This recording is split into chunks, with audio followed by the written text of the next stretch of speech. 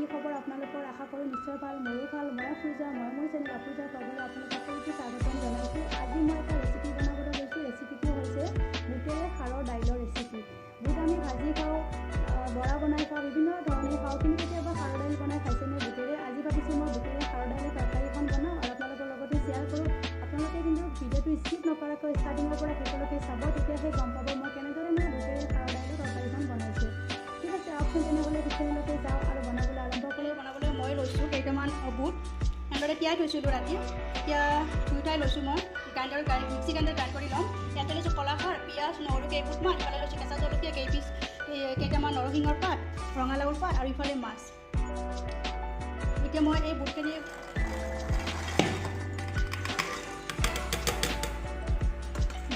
ভালদৰে ৰাফকৈ হৈ গ'ল, এনেদৰে ৰাফকৈ ল'ব এনেকুৱাকৈ। এতিয়া মই এইখিনি কুকাৰত দি দিছোঁ।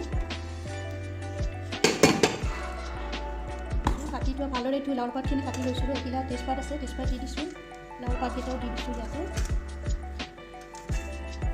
তাৰপিছত দিছোঁ পিঁয়াজ, নহৰু আৰু কেঁচা জলকীয়া আৰু নিমখ। এতিয়া দি দিছোঁ এতিয়া পানী দি 6টামান চিটি লগাই ল'ম, কাৰণ বুটখিনি ভালদৰে সিজিব লাগিব।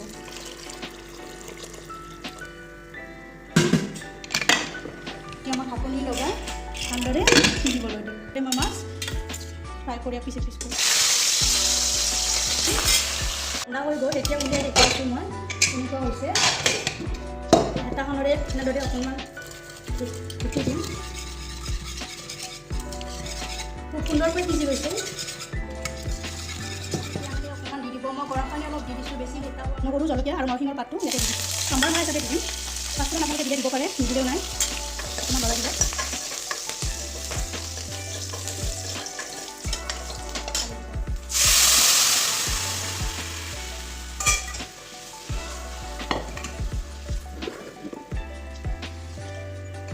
এতিয়া লাষ্টত কলাখাৰ ইয়াত ইউজ কৰিব। কলাখাৰখিনি খাৰখিনি লাষ্টত দি দিব। একেবাৰে শেষত খাৰ দি দিব। মাছখিনি একেলগে খাৰৰ সৈতে দি দিলোঁ। মাটিমাহৰ দাইল যে লগা নাইনে?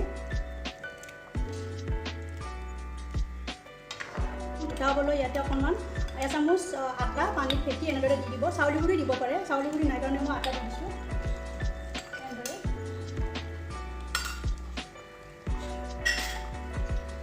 কমপ্লিট ৰেডি হৈ গৈছে। অকণমান 2 মিনিটমান আৰু উতাল আহিবলৈ দি দিছোঁ মই।